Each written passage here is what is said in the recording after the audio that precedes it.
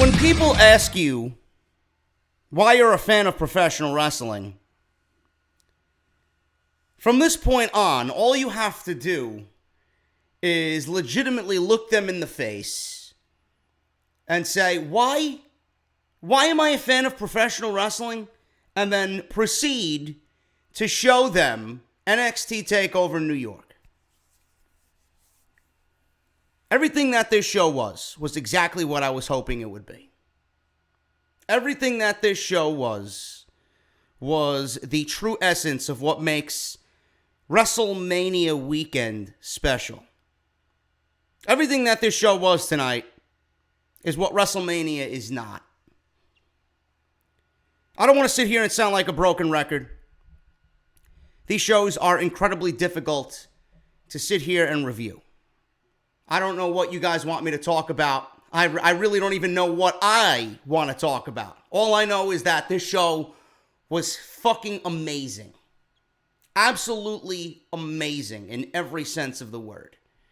When you talk about a perfect show, this is a perfect show. There was not one bad match. There really never is. But there was not one bad match on this show. 3 of these matches tonight. You could swing a 4th if you wanted to, depending on how you feel about the United Kingdom Championship match between Volta and Pete Dunn. You could swing for a 4th. I don't want to go out of my way and add a 4th, but I'm going to stick with the 3. You legitimately could take 3 matches from this show and put them in your top 10 at the end of the year. That's how good they are. And the unbelievable thing with that statement is, this is only the second takeover of the entire year of 2019. We have one in June, we have one in August, we have one in November coming up. We have 3 more of these fucking things coming up for the rest of the year. Unbelievable. Absolutely unbelievable. Again, I don't want to sit here and sound like a broken record. These shows, I don't even know what I want to say.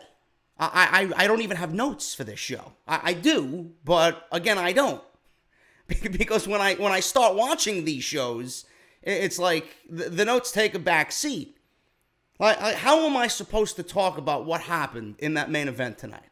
Like, I legitimately am just so happy for Johnny Gargano that he finally won the NXT Championship. And the last 10 minutes of that match was nothing short of breathtaking. The reason why we all love professional wrestling, the last 10 minutes of this show is exactly that. That main event will and can rival anything that WWE puts on at WrestleMania on Sunday night. Johnny Gargano and Adam Cole was absolutely everything that I wanted it to be. And that match is by far and away one of the, if not the greatest takeover matches I have ever seen. Unbelievable.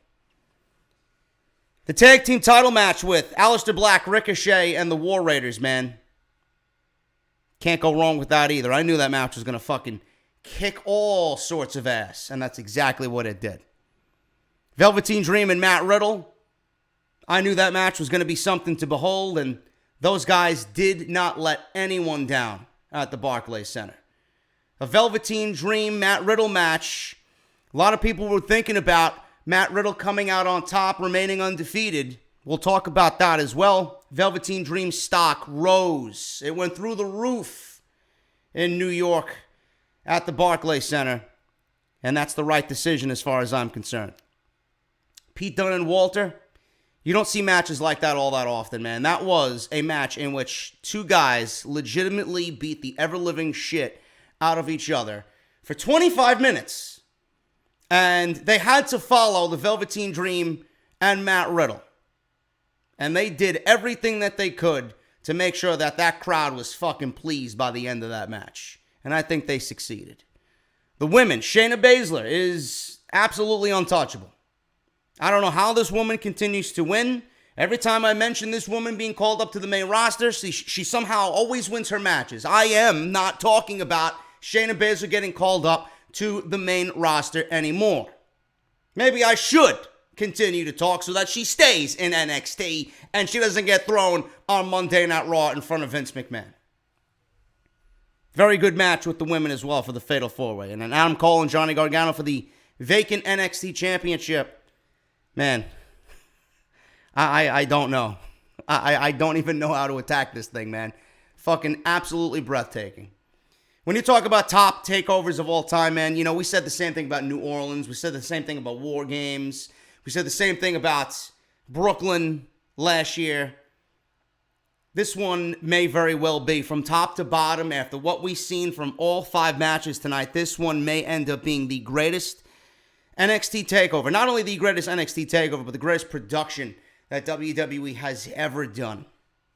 And I know Triple H, man, if I'm Triple H, I'm in the back, I'm with everybody, man. I'm shedding tears of joy because what they did tonight was absolutely set the bar that WrestleMania is never even going to come close. They never even had a chance going into MetLife Stadium.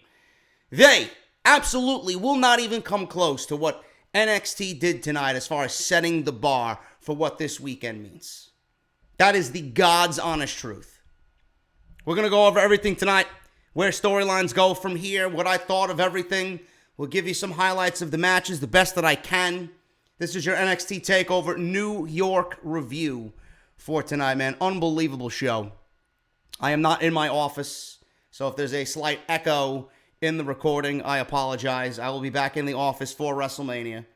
I want to thank everybody that came out to the meet and greet, man.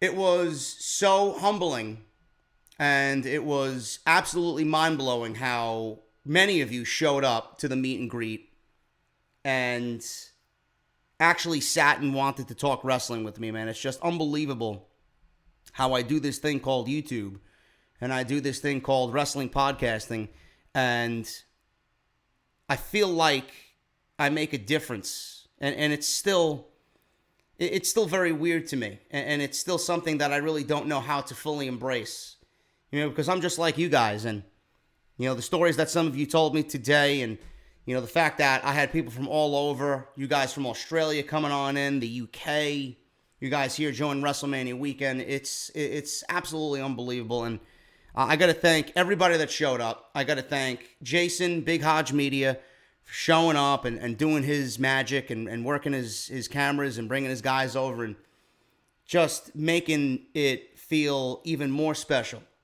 than it was going in. I got to thank Chris and Andrea at Hooters and to them for opening the doors for me to bring all you goons there and house you guys just for the day.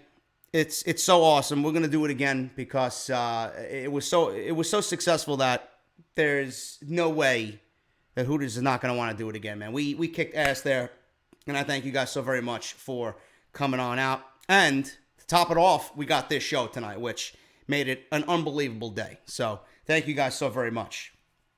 I don't have my usual bells and whistles. I'm on my broken down, beat down, Kurt Angle-like Alienware. This laptop is the Kurt Angle of my collection. So you got to bear with me. I don't have all the bells and whistles. I don't got the fancy thumbnails. I don't got the, you know, the cool looking graphics for the Twitter and the Instagram and the social media and all the thumbnails for my videos if you missed anything. So you're just getting me one-on-one tonight. But if you guys want to follow me on social media, at JD from NY206, hit that subscribe button down below and turn on that bell for all notifications. That's JD from NY206 on both Twitter and Instagram. Make sure you guys hit that thumbs up as well. Show some support on the video. It really helps out the video as far as search and getting it in front of more eyes. So thank you guys so very much for all of that. If you missed any of my videos, man, we did 2 videos. No more off the scripts this weekend. This is it until WrestleMania. If you guys missed anything that I uploaded on the channel, please make sure you guys go visit the annotation, that little eye that you see in the top right corner of the screen. We did WrestleMania predictions. We did NXT predictions. Raw, SmackDown, NXT, all the go-home shows. AEW with the off-the-script extra that we did on Jim Ross. I got another extra coming tomorrow as well about a possible huge signing for AEW. Big signing teased, so we'll go over that as well. So make sure if you guys missed anything, go check it out. Link is in the annotation that you see in the top right corner of the screen. You guys know the deal with the shirts. I'm wearing one. Go get yours today, bonfire.com. Link will be down in the description of this very video. And I have to shout out my House of Glory family. I will be at the NYC Arena tomorrow afternoon. Culture Clash. It's going to be awesome. And everybody and anybody is going to show up. We may have some WWE folk there, NXT folk. We might have some people from PW Insider, Super Luchas. We're going to have ESPN covering the show. It's going to be a big fucking deal, man. Unbelievable show tomorrow. Culture Clash. And I'll be on commentary with my boys, and Solid Monster's going to be there as well. So come on out if you have not got your ticket yet. You guys can still go get yours today. I don't even know where to attack this thing, man. NXT Takeover New York started off with the Tag Team Championships. I'm loving the War Raiders, man. I'm loving the War Raiders. Not only because of their fucking unbelievable ring entrance. I mean, nothing gets you more hyped than fucking headbanging metal guitar riffs with the war drums going off and these guys fucking emerging from the smoke that fills the stage. You can't get any better than that. It's fucking beautiful. It's a beautiful thing. Not only that, the War Raiders are now my number one go-to to start off any fucking takeover. This is their position on the show. I don't want to see anybody else but the War Raiders open a fucking pay-per-view. Because they did it with Undisputed Era, and they did it here with Alistair Black and Ricochet. Fucking unbelievable. I'm not going to go into my rant about tag team wrestling because I would sound like a broken record. I don't want to do that. All I'm going to say is, if this is the way tag team wrestling is in NXT, there's absolutely no fucking reason why this can't be done on the main roster. I'm sorry. It's a fucking shame. And this is your tag team title match for NXT. And then look at the tag team title matches we got on Sunday at WrestleMania. Zack Ryder and fucking Kurt Hawkins versus the Revival. And then you got the Usos in a fucking fatal four-way that was put together with fucking Scotch tape. Fucking disgraceful. And here I am ranting again. Alistair Black and Ricochet, more than likely this was going to be their last time in NXT. They are both main roster bound. God bless their souls. Don't know what's going to happen with them. This was fucking unbelievable, man. 19 minutes. War Raiders emerge, retain the NXT Tag Team Championships. I thought this match was fucking unbelievable to open the show. And immediately when this match was over, I'm like, who the fuck is going to follow this shit? Realistically, who the fuck was going to follow what these guys did, man? NXT has an absolute fucking... They have it nailed down. Perfection. The opening match. Crowd hot. They know how to get that crowd going. 19 minutes of straight fucking classic tag team wrestling. Now I know. Some of this might have been a spot fest for some of you clowns out there. But I'm going to ignore all that because I don't like hearing that. The War Raiders are not a spot fest team. Ricochet and Alistair Black are wrestling to their strengths, especially Ricochet. What do you expect him to do? It's TakeOver. He's going to wow you. And what I think he did here with Alistair Black was very well contained. The one thing I liked about this match, and let me know if you guys thought the same way about this. Hanson is very, very agile for a man his size. Rowe is the guy who likes to be grounded. He's more of the rough and tough guy. I look at him as Gimli from Lord of the Rings. I don't know why I thought of that, but it just comes into my fucking head. I look at him like Gimli. Rowe. Hanson looks more like Gimli, but he moves like fucking Legolas. Now, I don't know why I'm making this fucking comparison. I haven't watched Lord of the Rings in many, many years. It's one of my favorite movie franchises of all time, but I hope that you get my comparison.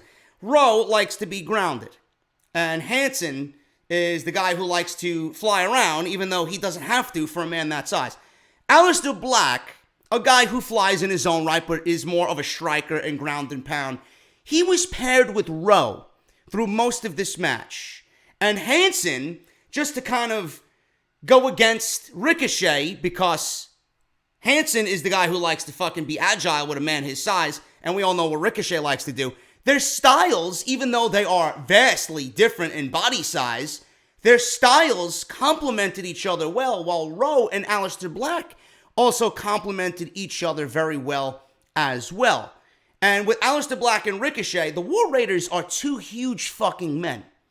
Alistair Black and Ricochet, at no point in this match did they ever look like they didn't belong, or looked small, or looked like the War Raiders were more dominant. They were always at an equal level, and I really appreciated that because it showed you, and I guess they needed to be this way too, because if you won the Dusty Classic and you beat all the other fucking tag teams in NXT, you got to look at least somewhat decent and on an equal level to your tag team champion. So I really did like that aspect of the match, that they paired Hanson with Ricochet and Rowe with Alistair Black, and their styles gelled so beautifully. So I really appreciated that. Yeah, I understand the people who were complaining that it was a spot fest, but this was fucking great. This was unbelievable, man. They all complimented each other so good. And there was just a complete fucking riling up of the crowd at one point. There was, I believe, a springboard heart attack by the War Raiders. And I'm like, what the fuck, dude? You mean, you gotta be fucking kidding me.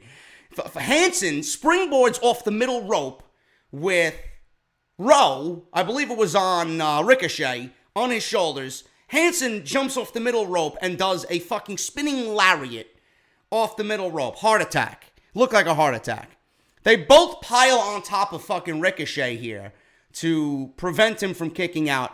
And out of nowhere, Alistair Black comes off the top rope and double stomps both of them to break up the pinfall. I'm like, what the fuck am I watching here? At this point, I'm like, this is fucking unbelievable. This is unbelievable. So Black nails the double coup de grace, double stomp off the top to break up the cover. Black recovers, gets up first, takes a knee from Hanson. There was a lot of knees and a lot of strikes. Hanson throws actually Rowe throws a better knee, but Hanson, you know, I don't want to take anything that man throws, just looking at the man's size. Rowe pops Black up, transitions to double knees on Hanson, leaps onto Hanson ringside. Rowe with the suicide dive on Black.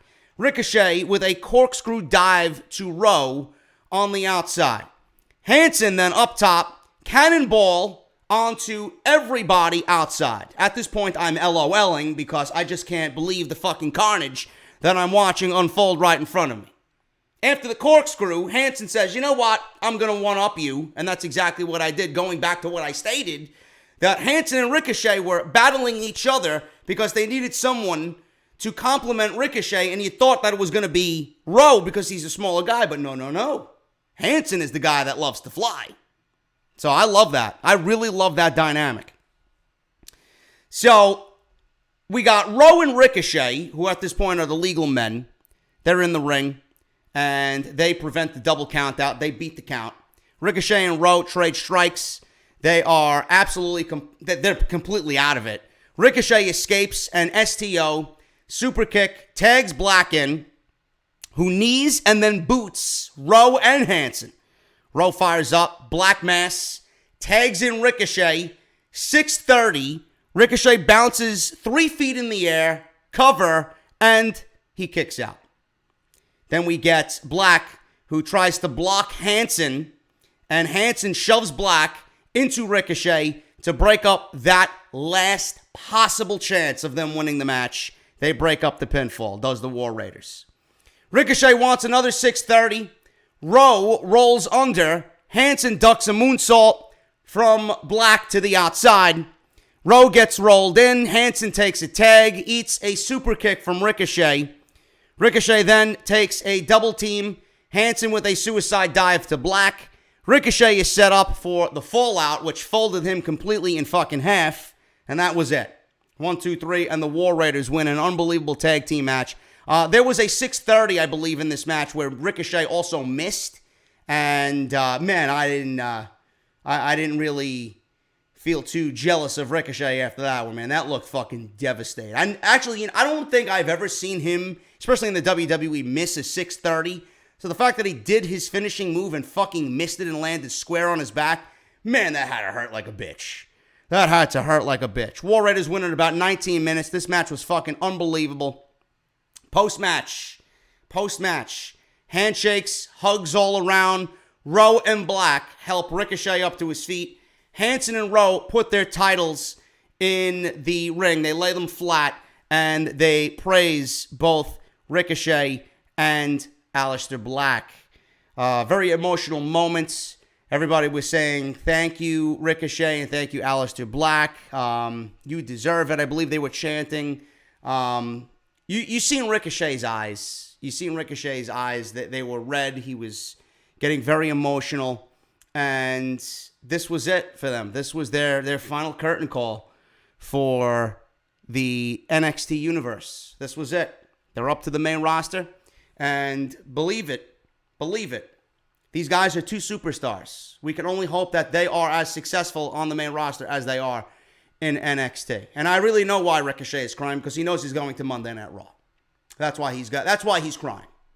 I would be crying too if I'm going to Monday Night Raw. Believe me. Who the fuck wants to be around a 74-year-old senile fuck who's probably going to fucking cut your name in half, and you'll be known as Rico, and he'll probably end up changing his finishing move to the, what else does Ricochet do? He'll take the 630 away from him, and he'll put him with No Way Jose. I don't know. Rico, No Way Jose. They'll probably make them some fucking suave tag team. I don't know. Anyway, this was a great match, man. Honestly, there's no reason why the tag team division on the main roster cannot operate on this level. NXT is blowing the tag team division in WWE out of the water. May very well be some of the best tag team wrestling that you will see in the world, period. And the War Raiders were the right team to win here. Yes, it was predictable, but man, what a fucking send-off for Alistair Black and Ricochet. North American Championship, Velveteen Dream versus Matt Riddle for, like I said, the North American Championship. We had Matt Riddle come out, and he's wearing Yankee colors. I didn't know Matt Riddle was a Yankees fan, being that he's from Los Angeles. Or Las Vegas, rather. He's a West Coast dude. But anyway, he had Yankee colors because it signified the most New York thing you could do is wear Yankee colors and pinstripes. Velveteen Dream, you know he had to fucking outdo himself. He outdid himself a few times in this match. But he was dressed as the Statue of Liberty. And he had 4 goons carry him to the ring on a fucking velvet chair throne. He was legitimately dressed as the Statue of Liberty. Crown and fucking torch and everything. So he comes on out and they make their entrances. This was fucking... We were ready to go right before the bell even rung. This match, a lot of people thought this match was going to be the match of the night. On any other night, I would say, yes, I absolutely agree with you. Some people are going to choose this one over Johnny Gargano and Adam Cole. And I do not blame you at all. Some people don't like the fact that someone kicks out a finisher after finisher after finisher, but we all loved Undertaker versus Shawn Michaels at WrestleMania 25. That didn't stop us from saying that was the greatest match that WWE's ever fucking produced. So I don't want to hear anybody, but to each his own. It's your opinion. I loved the main event and what that third fall was. Some people enjoyed this a lot better. I don't give a shit. This was a great night of professional wrestling. And you cannot go wrong with anything on this show. So there's no point in saying, oh, this is better or that's better. Come on. We're not fucking 6 years old. Velveteen Dream wins here in 17 minutes and 35 seconds. Unbelievable match for the Velveteen Dream. Riddle completely out-wrestled Velveteen Dream on this thing. Completely out-wrestled. Velveteen Dream held his own. Believe me, he held his own. But Dream... he looked strong, and I honestly think at the end of the day, the right decision was made, and the way the Velveteen Dream won in this match was the right decision because you can't really have Velveteen Dream, and I'm not taking anything away from the Velveteen Dream, you can't really have the Velveteen Dream go in there and legitimately beat Matt Riddle. So the way that they booked this thing was, in my eyes, very, very good. Because Velveteen Dream was on his way to losing, and Velveteen Dream, being who he is, outsmarted Matt Riddle, seen one small breath of fresh air, and outsmarted Matt Riddle. And that's the way everything went down. But this was fucking awesome. Absolutely awesome. There was a code breaker from Dream. Riddle kicked out. Barely. Absolutely barely kicked out. Dream goes to the top, then comes down to hit a knee. Riddle ducks, and he puts the Dream in an ankle lock. Dream, at this point, almost on the verge of tapping out, rolls through, tries to kick Riddle away. Riddle reapplies the hold, but instead of the leg that he originally applied it on, he applied it on the other leg. Dream kicks him away again. Dream with the roll-up. Riddle rolls through. Super kick from Dream. DDT. Dream is thinking about going up top for the Purple Rainmaker. Comes back down and does a Dream Valley Driver. Dream then goes back up top. Purple Rainmaker, and I knew that you could have seen this coming from a mile away. I'm like, this ain't it. This ain't it. He's teasing a victory here. But you know when he comes down, Riddle's going to catch him in the bro mission. And that's exactly what he did. He goes up top for the Purple Rainmaker. Riddle catches him in the bro mission. Dream rolls through to break the hold and then reaches the ropes. So that was that. Dream elbows away from Riddle, leans on the ropes. Riddle jumps behind him, manages a super German suplex on the middle rope. A suplex that almost landed Dream on his neck. Barely. Devastating. Corkscrew moonsault by Matt Riddle to follow. Something that we haven't seen him do in WWE. And at this point, I understood why people were claiming this was the match of the night. This entire ending sequence was fantastic. I even questioned how the fuck are you going to follow that tag team match? Hold my beer, says Matt Riddle. Corkscrew moonsault, cover, Dream barely kicks out. Dream tells Riddle to bring it. Slap, trading strikes, power bomb, then a knee from Riddle. Dream manages to kick out. So Dream is in the bro mission again, and all of a sudden, when he's about to tap out, Dream rolls through and covers Matt Riddle for the, I don't want to say fluke, I want to say the outsmarted pinfall attempt on Matt Riddle, and that was it. Velveteen Dream wins in 17 minutes and 35 seconds.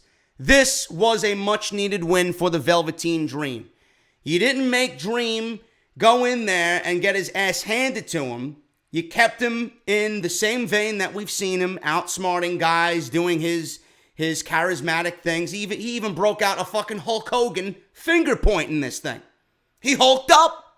He legitimately hulked up. Now, I don't know why he brought out the Hulk Hogan, but he hulked up. He did the big boot. He didn't do the leg drop. That was about it. But he hulked up nonetheless.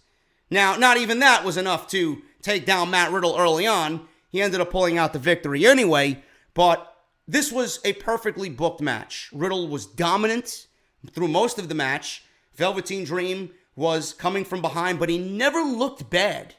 He never looked bad. He looked like he belonged, but he always gave himself an opportunity to win because of him thinking one step ahead of Matt Riddle. And that's exactly what got him the victory. He seen that small opening, and that's exactly what he did. Reversed the bro mission and steals. I don't want to say steals. He outsmarted Matt Riddle. You could say steals because Matt Riddle completely did not anticipate that. He outsmarted Matt Riddle for retaining the NXT North American Championship. Velveteen Dream needed to win this because at TakeOver, he hasn't had the most success at TakeOver. People chime in with Johnny that he doesn't have, success at TakeOver. They may call him Johnny TakeOver, but he can't get the big victory.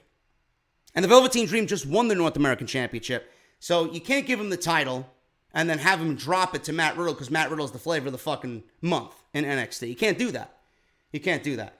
This match wasn't even supposed to take place. With Tommaso Ciampa being hurt, they had to rewrite the card. This was one of those matches that they had to rewrite. It was supposed to be Dream and Adam Cole. Even if you had Adam Cole in this situation, I think it would have still resulted in the same thing. Velveteen Dream walking out retaining the North American Championship. This was a match to kind of fix what the Ciampa injury did to the whole card. Matt Riddle, to me, is above the North American Championship. Matt Riddle is going to be a future NXT champion. He's got the tools for it. He's over as fuck. And that's where NXT is going to position him. Velveteen Dream, that title was made. As soon as that title was introduced, people had that thing around the waist of the Velveteen Dream. And he needed this. A loss to Matt Riddle here, in this manner, does nothing. This was the absolute right outcome. And it does nothing for Matt Riddle. Matt Riddle is still going to be Matt Riddle. You're going to think the same about Matt Riddle tomorrow that you did tonight. Velveteen Dream, though, his stock rose. He got a win over Matt Riddle. Who knows where he goes next? But I'm just happy that they made the right decision. And Matt Riddle's no longer undefeated. They got that creative indifference. They got that creative frustration out of the way. Now you can book him like everybody else, but you don't need to worry about, oh man, now we hit a wall. Do we have him lose? Do we have him win? It's not on the back of your mind anymore. So I think this was the right decision for the Velveteen Dream. NXT UK Championship, Pete Dunn versus Volta for the NXT UK Championship. I got to admit, guys, I have not been watching a lot of NXT UK. I've been watching it very sporadically here and there. I'll tune in, see what's going on. Got to watch Tony Storm. I got to watch, Zach Gibson. And obviously this program with Pete Dunn and Walter. We all know how this took place. This took place at the end of NXT Takeover Blackpool, where Walter came out and dwarfed Pete Dunn after Pete Dunn's match with Joe Coffey after retaining the NXT UK Championship. And I was looking forward to this match because I want to see what type of style, legitimately, Walter brings to the table with Pete Dunn. This David versus Goliath matchup that we have here for TakeOver. This match was automatically, in my eyes, put in the death spot. Because after you have two fucking classic matches with Dream Riddle and then the NXT Tag Team title match with War Raiders, Ricochet, Alistair Black, those are two near 5-star matches. And then you're going to have this match. Now, I didn't think that Dream and Riddle were going to be able to follow the tag team match, and they did. And here we are. Now we're asking Walter and Pete Dunn to follow Matt Riddle and Velveteen Dream. This was a very daunting task. Did they live up to it? Did they go out there and follow Velveteen Dream and Matt Riddle? The answer is no. That doesn't mean they had a bad match. This was fucking great. If you want a absolute war, if you guys want two men who are going in that ring to legitimately beat the shit out of each other with zero regrets, this is the match for you. Started off slow, and it really didn't pick up pace until maybe the last 10 minutes. They really, really tried desperately to get that crowd invested and involved. And I honestly think putting this match in that spot after those two first matches really did a hindrance on what this match and the excitement of this match was. And, man, you got to give credit to Pete Dunne and Walter because they took everybody who was just burnt out already by the first two matches, and they brought new life back into this crowd by the last 10 minutes. People were into this shit. People were on their feet, and that's a testament to how these guys, these two guys, it's a testament to how fucking good they are. This was awesome. And I thought this was one of the most stiffest, brutal matches, not only in NXT, that you will see in WWE for a very long time. Walter looks every bit of the fucking menace that he is. This guy is absolutely a freak of nature. I honestly don't, I even said it tonight, I don't understand how, I understand Walter's point of view. He doesn't want to wrestle for the main roster. He doesn't want to go traveling with the WWE for 300 days a year. He wants to do his thing. He wants to work in Europe. He wants to have family time. That's great. That's great. He's made a great living doing what he's doing. Nobody wants to change that. His happiness to him is more important than anything else. You got to respect that. But it would be very difficult for this man to walk into WWE in front of Vince McMahon and for Vince not to see money in him. This guy is fucking just... You talk about Brock Lesnar being a beast. This guy's a fucking beast in every sense of the word. Now, the one thing I did like about this match is the fact that, I was anticipating a David versus Goliath match, but at no point did I really get that feeling. I never felt that Pete Dunne was below a Walter. in this match. And going into this thing, we all kind of predicted that Pete Dunne was going to lose this match and lose the title. But at no point did Pete Dunne look weak. He was always fighting from behind and going back to what brought him to the dance. Every time he does those fucking pull apart, breaking of the fingers, we all cringe. Because we know how that could possibly feel. I don't want to know how that feels. So every time, a body part like that is bent like that, that is some brutal fucking shit, And I love the way that Walter had a chance to kind of wrestle along with Pete Dunne, who's a lot smaller, and wrestle the type of match that Pete Dunne usually wrestles. You take a look at Walter, and you feel like this guy should be fucking running through people like a freight train. Some people even texted me tonight, I don't know why WWE just didn't book Walter to fucking steamroll his way through Pete Dunne in a complete squash. Now, I don't think they would do that to Pete Dunne. Pete Dunne is pretty much loved by everybody in NXT. I don't think that would have done really anything positive for Pete Dunne, especially after holding the title for near 700 days. But I love the way that this match built to a climax. And it's been a long time since we've seen two guys go in there and legitimately beat the ever-living shit, I said on Twitter, the ever-living shit out of one another. Unbelievable stuff here. At the end of this thing, Dunn grabs Walter's hand, and Walter at this point, he's not fading, but you can see that all that Pete Dunne has done to him, all the joint manipulation and just him wearing him down, is taking an effect on the big man. Dunn ducks a kick, tries a suplex, Walter blocks and hits a leg lariat. A fucking leg lariat by Walter. Walter also does a beautiful missile dropkick, by the way. Just want you to know. Dunn takes Walter down with a clothesline. He hits bitter end on Walter, and Walter kicks out. Morrow couldn't even believe it. The crowd is, at this point, getting back into this match. Now, this match went 25 minutes. So the first 15 minutes or so, the crowd was kind of, teetering back and forth. And by the last 10 minutes, these guys won everybody over. Ronaldo, on commentary, declares Dunn, and he used the word demoralized, because who kicks out of the bitter end? Bitter end is one of my favorite finishing moves in all of WWE. Each man gets to the ropes, and everybody is proclaiming, Nigel's even proclaiming that Pete Dunne's reign is over. They pull themselves to their feet, they walk to the middle of the ring, and they start going blow for blow. They move into a full brawl. Walter is backed into the ropes. Referee had to pull Dunn off of Walter out into the middle of the ring. Dunn all of a sudden just has this burst of adrenaline come over him. He goes for another fucking finger snap, and then he gets a triangle on Walter in the ropes. Walter lands some chops, which you could not pay me all the money in the world to take a chop from that man. Even though I probably would, and it would go viral on YouTube. Then a power bomb from Walter on Pete Dunne off the top rope. This was fucking devastating. Now, if you're going for one of them long shot distance throws, one of them fucking Olympic discus throws or whatever the fuck they do, Walter would easily win. He threw Pete Dunne fucking 75% of the way from the turnbuckle to the opposite side of the ring. It was unreal. Powerbomb off the top rope. Dead. At that point, I thought it was over.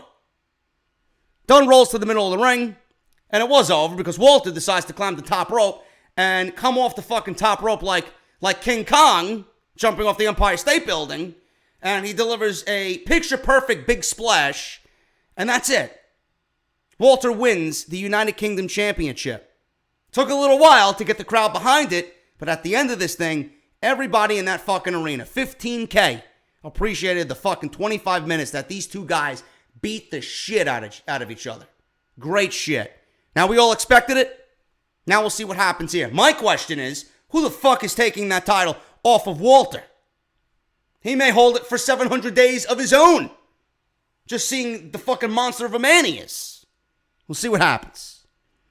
NXT Women's Champion, Shayna Baszler, defending her title against Bianca Belair, Io Shirai, and Kairi Sane.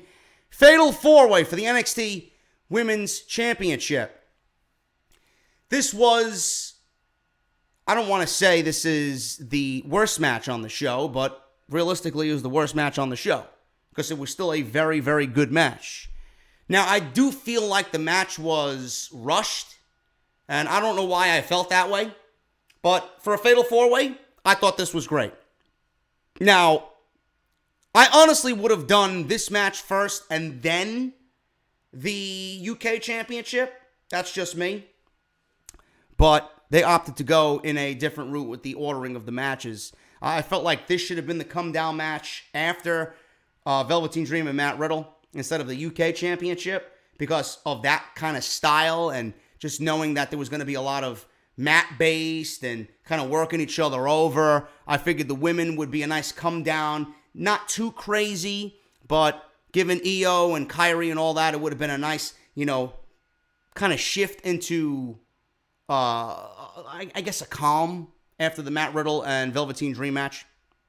But instead, they put this on fourth right before Adam Cole and Johnny Gargano. This was a good match, and I honestly thought Shayna Baszler was going to drop the title here. And she ends up retaining the title here in 15 minutes and 43 seconds. It was something that I really didn't anticipate. And I'm done saying Shayna Baszler is getting called up to the main roster. Now, she may very well end up getting called up to the main roster because it wouldn't be out of the realm of possibility for Shayna to be called up with the NXT Women's Championship. She may actually pull an Asuka.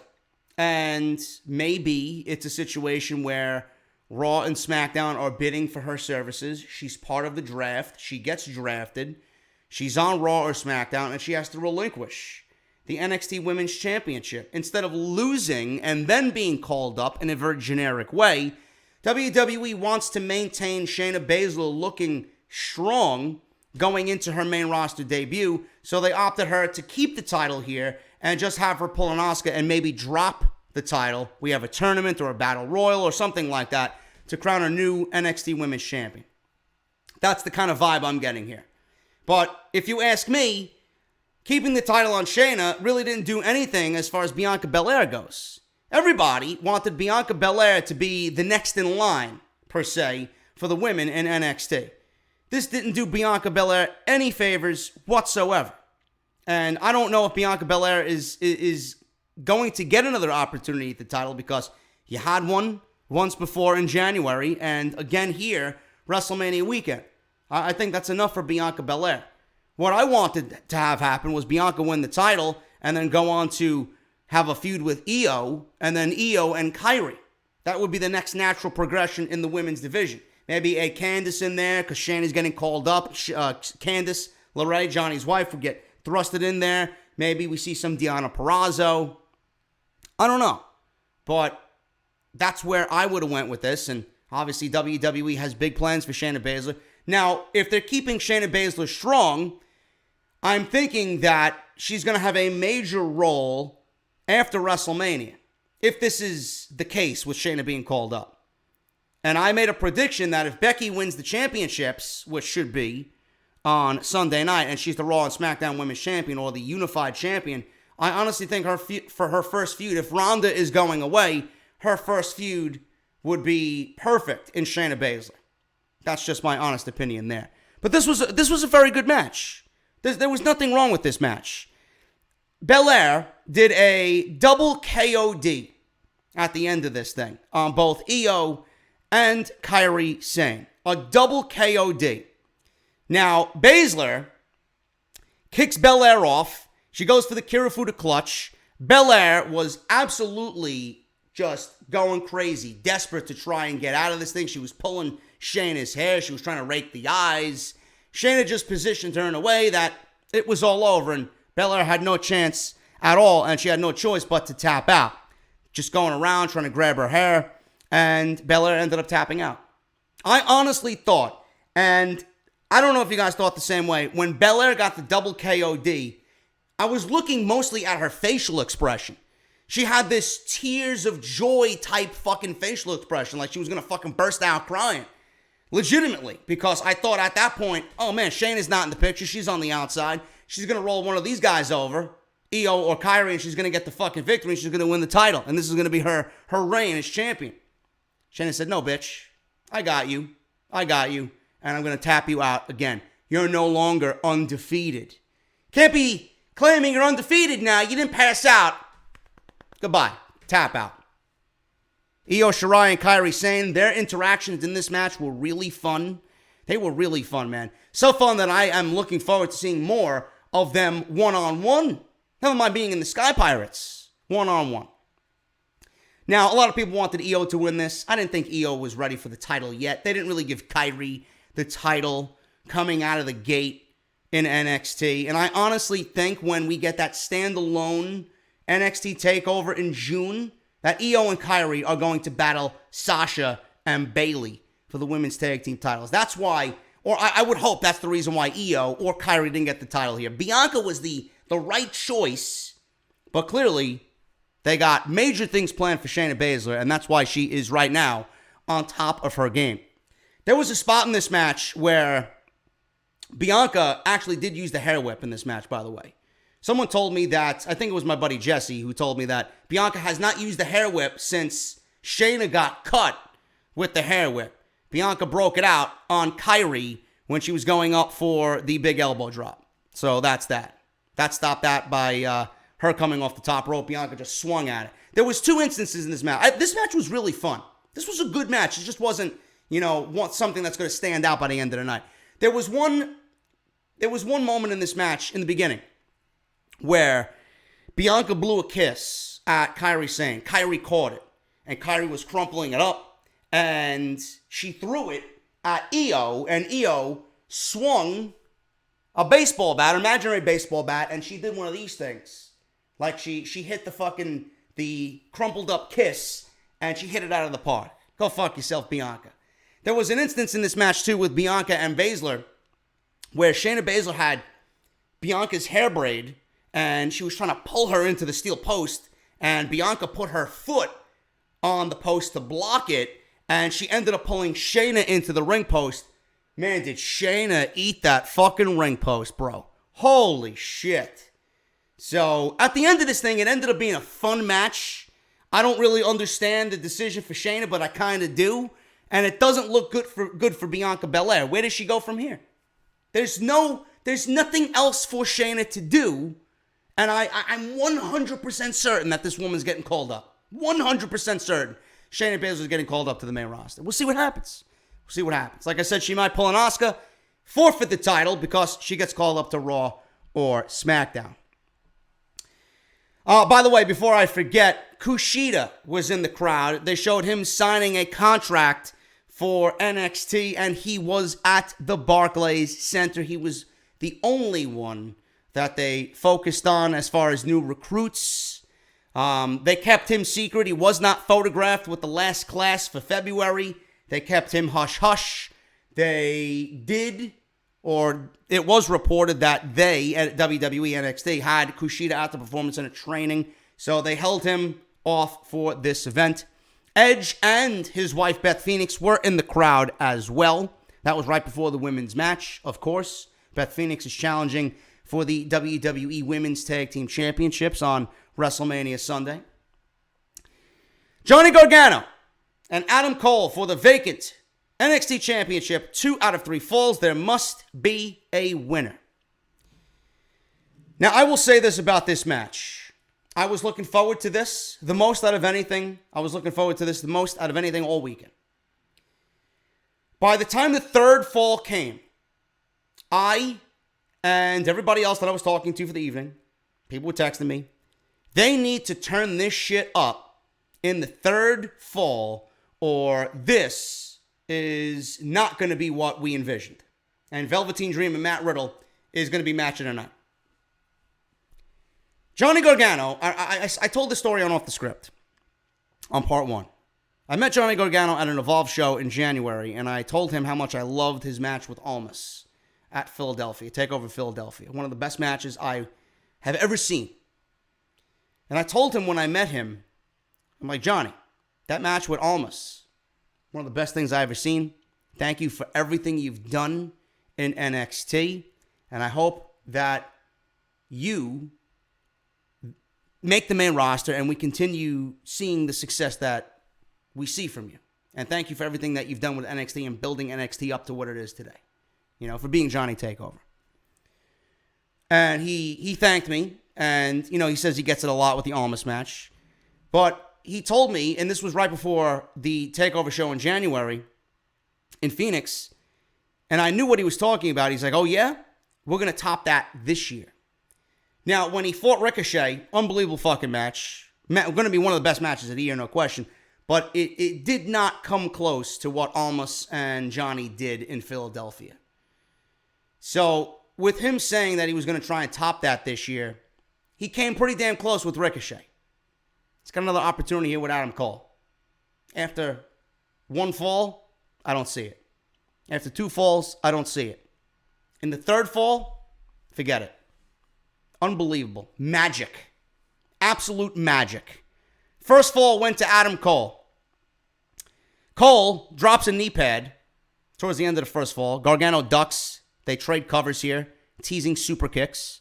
Roll up from Gargano. Gets two.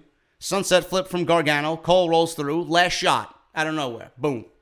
First fall. Adam Cole is up 1-0. The match immediately starts the next fall. Because there's no rest period here. There really is no rest period here. Now, we all know where this was going at this point. Johnny Gargano won the second fall. First fall came at about 14 minutes. The second fall came at about 21 minutes. So we had 7 minutes there between the first and second falls. Gargano escaped. Cole immediately tapped out. And I love the fact that Morrow told the story on commentary. In the middle of the ring, Adam Cole knew that he was not going to get out of this predicament, and he tapped out within mere seconds. Because the smart thing to do was tap out, release the hold, take the fall, or take the loss here in this fall, give it to Johnny, and save damage being done to yourself with the Gargano escape. I love that attention to detail. That's a good observation from somebody that you won't get that observation from fucking Michael Cole. You won't get that observation from Michael. Morrow is on top of that shit like fucking flies on shit. So I love that. Gargano was busted open over his eye. I don't know what happened there. I don't know where it came from, but he was busted open. It wasn't a lot. It was just a nice red smear over his eye. Now, this is where things got fucking crazy. This is where everything just unbelievably just blew up, and I'm on the edge of my fucking seat. My phone is going off. They got to pick it up in the third fall. Otherwise, Dream and Riddle's going to be matching tonight. I'm like, don't worry. These guys got it. So, we get Gargano coming back to life here. Cole is on the verge of winning this thing, right? He's teasing Gargano. Gargano's on the verge of coming back here. DDT through the ropes. Slingshot tornado DDT for a near fall. Suicide dive. Cole counters the slingshot spear with a super kick. Hits a Canadian destroyer from the second fucking ropes for another near fall. At this point, I'm like, pick it up. They're taking a fucking rocket launcher to this thing and they're blowing this shit sky high right now. Gargano rolls himself to the apron after the Canadian destroyer. Cole is on his feet, kicks Gargano to the outside in front of both of the commentary tables. Now, they haven't been touched all night, and usually Morrow is the recipient of getting up from his seat and his table is destroyed. This time it was the Spanish announce table. Cole is mocking Gargano in front of the booth. Gargano fires up and nails Cole with elbows. Cole is calling him a failure. You're nothing but a failure. All you do is fail, says Adam Cole. Gargano's firing up, nails Cole with elbows, then throws him over the Spanish announce table. Gargano clears the table off. He is fucking pissed. I'm thinking that he's thinking Adam Cole is champa right now. Gargano clears the table off. Cole gets on the table and hits fairy tale fucking ending on Johnny Gargano. Now, if that isn't a attention to detail spot here, I don't know what to tell you. He hit the fairy tale and he hit Ciampa's ending on Johnny Gargano. Fairy tale ending is about to end by the Panama City Playboy, motherfucker. That's what Adam Cole was telling you. I love that. And again, Moro on top of this shit like fucking soy sauce on white rice. Hits the fairy tale ending, Ciampa, his own finishing move.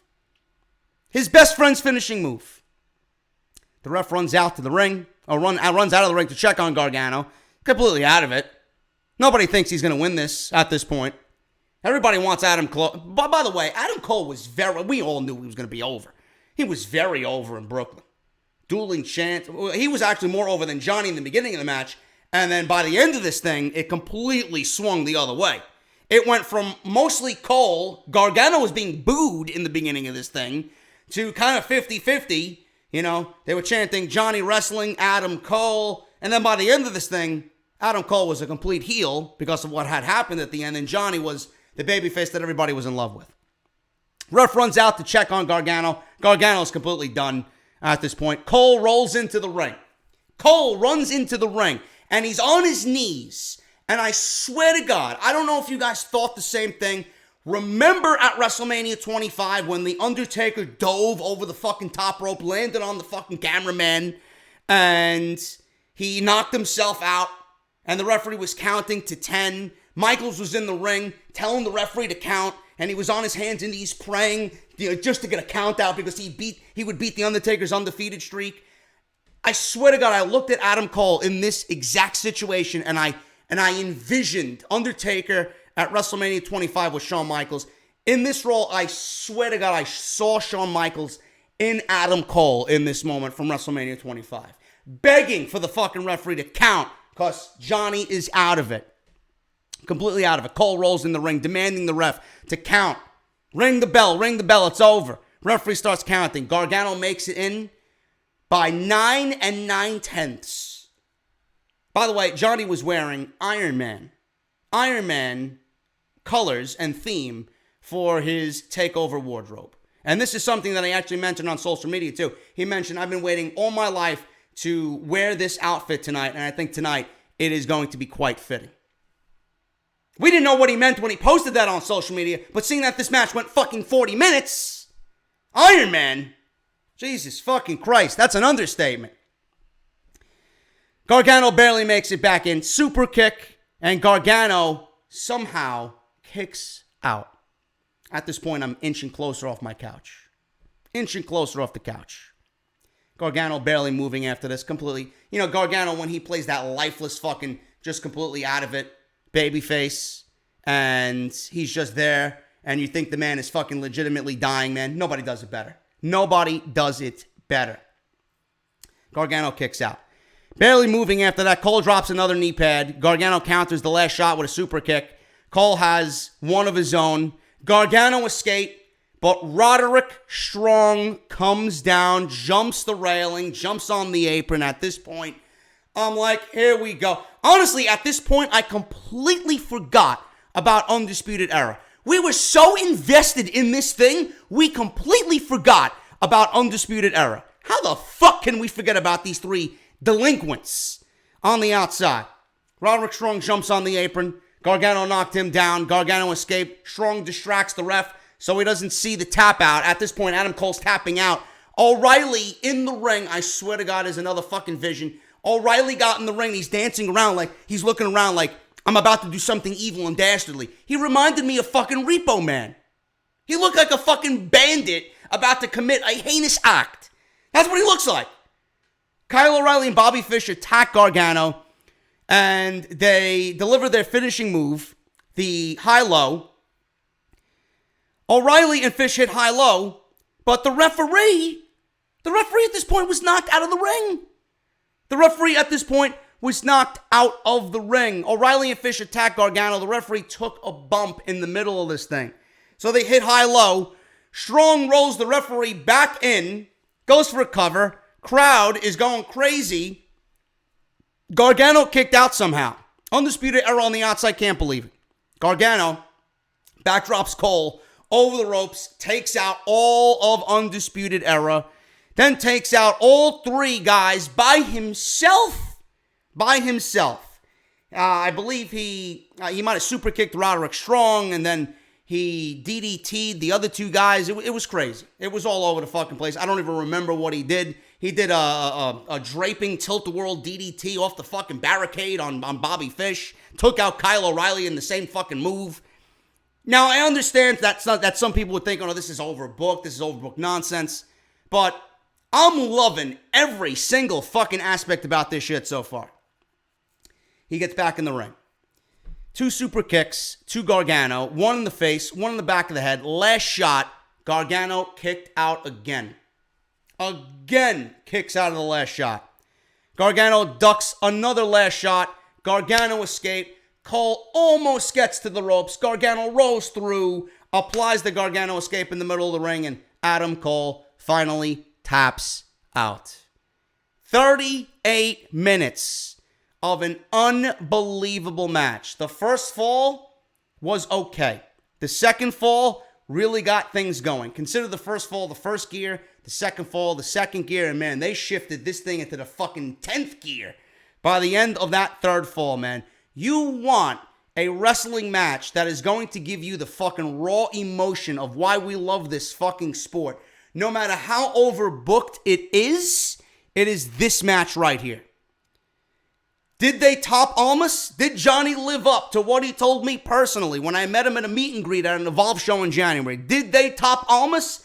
This topped Almas. This third fall. This ending. You talk about a 2 out of 3 fall stipulation.